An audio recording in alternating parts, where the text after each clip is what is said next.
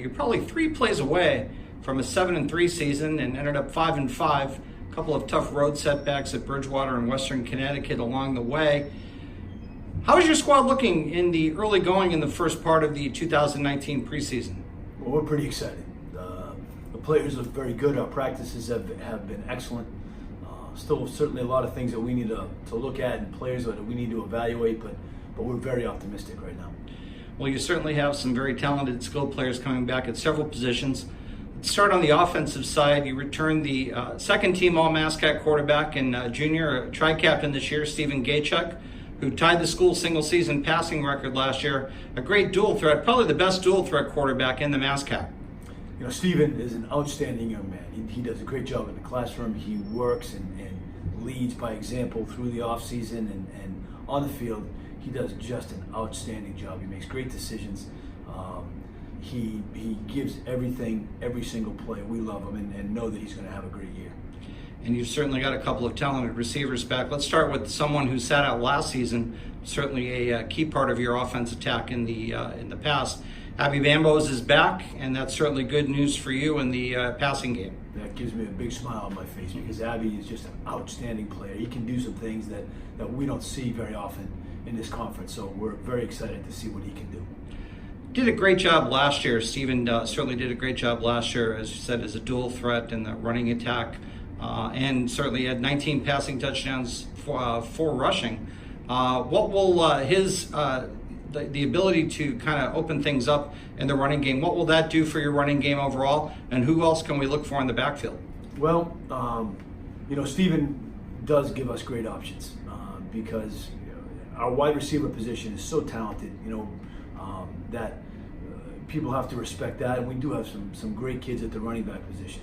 Jacob Francis is coming back off injury from last year. Wale is a great running back for us. We've got some nice young kids.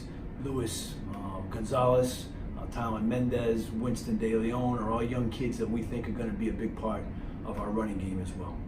And how are things looking on the offensive line in the early going? Good. We've got a young man coming in. You know, we're trying to replace Tony.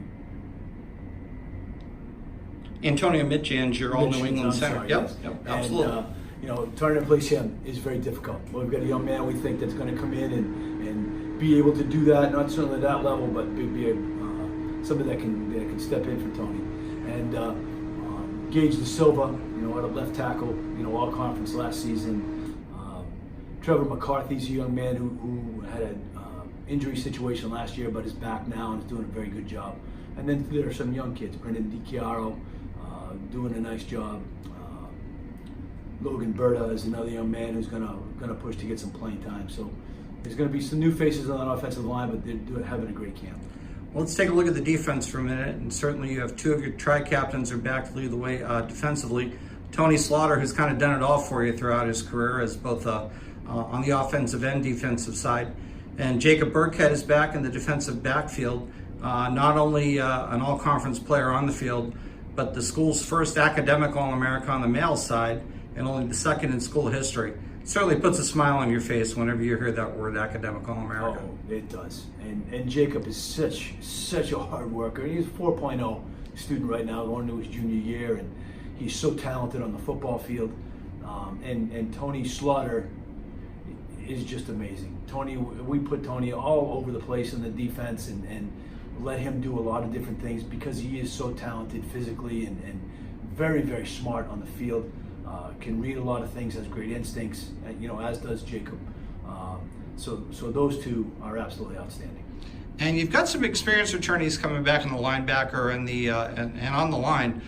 Certainly someone who helped you last year was Connor Russ, and I'm sure you're looking to him to provide some leadership in his role as a senior linebacker this year. Absolutely. Connor's another outstanding player. We're a little bit young, you know, at the linebacker spots. We did graduate some kids, and you know, up front we've got some good returners with some kids that can rush the passer and that we're looking to stop the run. I think, you know, on both sides of the ball we've got some outstanding people. A couple holes we need to fill, but again, we could be very successful. Well, let's look at special teams for a minute, because Tony Slaughter was also a all-conference specialist, return specialist for you. That's pretty solid for you with Tony back as the return specialist, with James Tucker back handling the place kicking duties, and Jack Droney had a very good year punting for you last year. Right. Tony just back there gives us somebody we can trust and depend on, and he's going to make great decisions. Both catching punts, and we'll probably have some younger kids with returning some kickoffs. We've got some great young kids with speed.